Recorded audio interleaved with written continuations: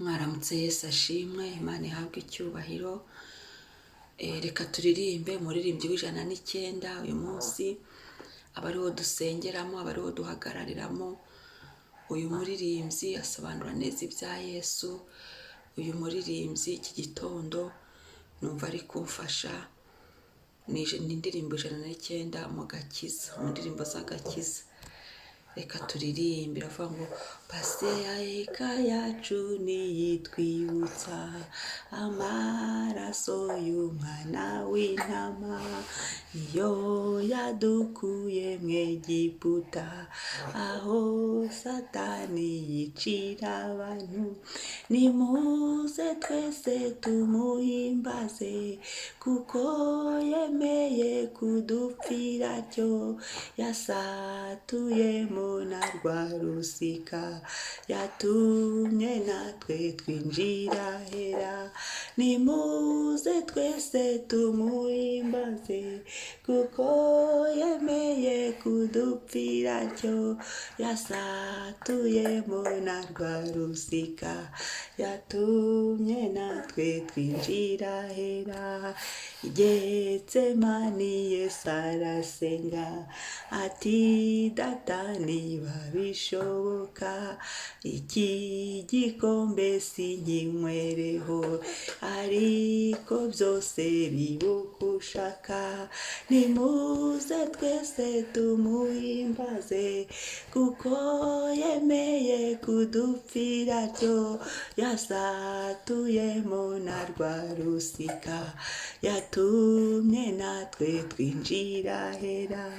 Nimuze twese tumuhimbaze umwami kuko yemeye kudupfira atyo, yasatuyemo na rwa rusika, yatumye natwe twinjira hera. Umwami Yesu ni umucunguzi, yadupfiriye ku musaraba, yavuye kuki ku rukundo rwe rwatumye atanga ubugingo. Haleluya, nimuze twese tumuhimbaze kuko yemeye kudupfira atyo, yasatuyemo na rwa rusika, yatumye natwe twinjira he. Yo nimuze twese tumuhimbaze kuko yemeye kudupfira atyo, yasatuyemo na rwa rusika, yatumye natwe twinjira hera.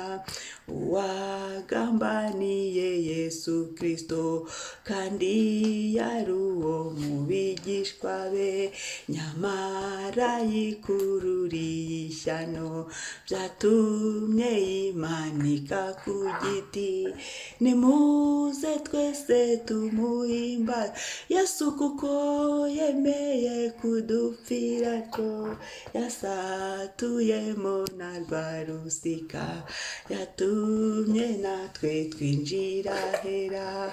Nuko ku isaha ya gatandatu hose habubwira kabiri, byafashe amasaha 3 yose, byagejeje mu isaha ya 9. Nimuze twese tumuhimbaze Yesu wacu kuko yemeye kudupfira atyo, yasatuyemo na rwa rusika, yatumye natwe twinjira hera. Nimuze twese tumuhimbaze kuko yemeye kudupfira atyo, yasatuyemo na rwa rusika, yatumye natwe twinjira. Nimuze twese tumuhimbaze Yesu kuko yemeye kudupfira atyo, yasatuyemo na rwa rusika, yatumye natwe twinjira hera.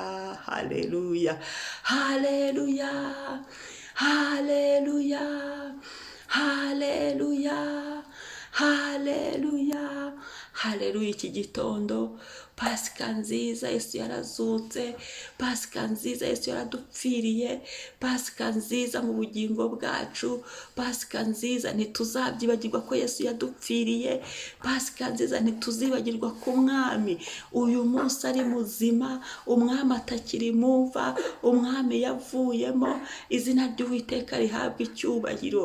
Pasika nziza twibuka imbabazi twagiriwe, twibuka ineza y'Imana muri iki gihe cya pasika, muri iki gihe twibuka ko Yesu yaje, twibuka ko Yesu yadupfiriye, twibuka ko icyamuzanye kwari ukugira ngo duhabwe ubugingo buhoraho, twibuka ko icyazanye Yesu kwari ukugira ngo adusubize agaciro twari twarambuwe n'icyaha, twibuka ko icyazanye Yesu kwari ukugira ngo adusubize ubuzima twari twarambuwe n'icyaha, twibuka ko icyazanye Yesu kwari ukugira ngo tubabarirwe ibyaha, dusubizwe identite yacu yo mu Mana, dusubizwe imibereho yacu yo mu Mana, dusubizwe ubugingo buhoraho, dusubizwe rwa rukundo twari twarahoranye icyaha kitaraza. Nk'Imana yabanaga n'umuntu mu itangiriro barabivuga neza, nk'Imana yabanaga n'umuntu, yabanaga na Adamu na Eva, aribo bantu ba mbere Imana yaremye dukomokaho, yabanaga nabo ngo ikaza kubasura mu mafu ya nimugoroba.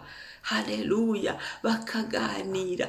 Ariko umuntu amaze gukora icyaha, wa mubano we n'Imana warahindutse, wa mubano n'Imana wajemo agatotsi, wajemo igitotsi, ndetse bituma n'umuntu ajya kure y'amasezerano, bituma n'umuntu ajya kure yo mu mivumo, mu muruho, kubera icyaha ni kibi. Icyaha kirica, icyaha kigira ingaruka, icyaha kigira ibihano, icyaha kigira imivumo. Niyo mpamvu Yesu tumushimira, Yesu tumushimira, tukaririmba za haleluya, tukaririmba za haleluya, tugahamya ubutsinzi, kuko Yesu yadukoreye ikintu gikomeye, yadusubije ka gaciro, yaraje yongera twunga n'Imana, yaraje yongera adusubiza wa murage wacu ngo abamwemeye nishuwa. Iyo uhisemo Yesu n'umwami n'umukiza, usubirana ka gaciro. Iyo uhisemo Yesu nk'umwami n'umukiza, ukihana ibyaha byawe, usubirana kubabarirwa, usubirana ubundi buntu, usubirana wa mubano n'Imana, uragaruka. Haleluya, Yesu yadukoreye ibintu bikomeye, ngo Satani yivugaga hejuru y'abera, Satani yirirwaga yivuga hejuru y'umuntu, avuga ngo yarabafashe, yafashe abera miringo yagize guta. Ariko ndashima Yesu, Yesu ajya apfuye ngo ajya ikuzimu kurwana, ajyayo abohora abera, afungura ibituro by'abera, ngo abera barazuka. Turashimira Yesu watuzuye iyo twari twarapfiriye mu byaha, turashimira Yesu, oh haleluya, watuzuye uyu munsi tukaba turiho, tukaba turi bazima, tukaba tugenda twemye. Muririmbyi niwe yabivuze neza ngo yadutuye imitwaro, yaduyetamishaga, none tugenda twemye, tugenda twemye kubera ko Yesu ari muzima, tugenda twemye kubera ko Yesu yamennye amaraso y'igiciro cyinshi. Uyu muririmbyi namukunze nk'Igetsemani, Yesu arasenga. Ibi bintu ntago byari byoroshye, ntago byari byoroshye, ni ibintu byari biruhije, ni ibintu, icyaha kizana umuruho, icyaha kizana agahinda, icyaha kizana ubwihebe. Yesu yarebaga iyi mibabaro yose, ibibazo byari bigiye kumubaho biturutse ku byaha byacu, kandi we yari umukiranutsi, twe twari abanyabyaha, n'icyaha cyaradufataga, cyaraduhamaga. Ngo nuko Yesu arasenga. Reka tubirebe mu ijambo ry'Imana, biri muri Matayo 26 umurongo wa 36 kugera ku wa 39. Reka dusome. Umutwe w'amagambo uravuga ngo Yesu asengana umubabaro ari i Getsemani. Maze Yesu agerana nabo ahitwa i Getsemani, abwira abigishwa be ati, mube mwicaye aha, nigire hariya nsenge. Ajyana Petero na bene Zebedayo bombi, atangira kubabara no guhagarika umutima cyane. Maze arababwira ati, umutima wanjye ufite agahinda kenshi, kenda kunyica, mugume hano mugume hano mubane maso nanjye. Yigira imbere ho hato arunama arasenga ati data niba bishoboka iki gikombe kindenge, ariko bye kuba uko ngewe nshaka ahubwo bibe uko wowe ushaka. Yesu arasenga. Ibi bintu uyu mubabaro Yesu yagize, aka gahinda Yesu yagize, kari kagenewe twebwe, kari kagenewe ubuzima bwacu. Ibi byabaye byose kuri Yesu, kuko ujya ku musaraba, ukugukubitwa, ukuguterwa imisumari, ubundi nitwe byari bigenewe, ariko Yesu araza abyishyiraho. Yesu araza aravuga ngo byose ndabyemeye. Yesu araza aravuga ngo byose ndeka bimbeho ngewe, mbacunguze amaraso yanjye. Ibi byose byari bigenewe Yesu Kristo, ntabwo byari bigenewe twebwe, ariko Yesu Kristo umwami w'abami araza aradutabara. Niyo mpamvu Yesu yagiye gusenga asengana umubabaro, yarabibonaga mu isi y'umwuka ibigiye kuba, yarabizi, kuko kugira ngo aze habaye inama mu ijuru. Baravuga ngo ninde wacungura uriya muntu, ninde wacungura uyu muntu akamuvana muri uriya muruho, muri kariya kaga, muri biriya byago, muri ariya makuba. Ibyahishuwe 5 barabivuga neza. Yohana yarabyeretswe, Imana imwereka ukuntu byagenze. Mu bizima haburamo uwaza kuducungura, mu bamarayika, mu bakerubi, mu baserafi arabura. Ngo maze Yesu intare mu muryango wa Dawidi ngo arahaguruka afata wa muzingo w'igitabo. Uyu muzingo w'igitabo ni wari ukubiyemo aya makuba yose, ni wari ukubiyemo urugendo rwabyo byose, uko bizaba, uko bizagenda. Yesu aravuga ngo nta kibazo. Nubwo Yesu yababajwe, nubwo Yesu yarushye, nubwo Yesu yagiye mu mva, akaza nta cyaha yari afite, ari twebwe ibyaha. Iki cyaha kandi byaranadufataga. Burya hari igihe babeshyera umuntu bakavuga ngo uyu muntu ibi n'ibi ataranabikoze, ariko twebwe icyaha cyaraduhamaga. Nibyo, umuntu yari yarasuzuguye Imana, umuntu yari yarikuye mu bwiza bw'Imana, umuntu yari yaranze kumvira Imana, umuntu niwe ubwe wishyizeho ibyo amakuba yose n'ibyabo. By'icyaha cyaradufataga, cyaraduhamaga, ariko Yesu abyishyiraho. Nubwo byaduhamaga, Yesu aravuga ngo hoya, reka mbacungure, reka mbapfire, reka ntange ubuzima bwanjye ku bwabo, reka mbagarukane mu buntu, reka mbagarukane mu bwiza bw'Imana ishobora byose. Uwo muruho wose, uyu munsi dufite intsinzi muri Kristo. Uyu munsi turirimba Pasika, ngo Pasika yacu niyo itwibutsa. Rero niyo turabyibuka, byarabaye, Yesu yarazutse. Uyu munsi Yesu ariho, Yesu ni muzima. Imyaka 2020 irashize, umwami yaraje, irashize, umwami yaradupfiri, irashize, Kristo ari ku ngoma, irashize. Haleluya, haleluya.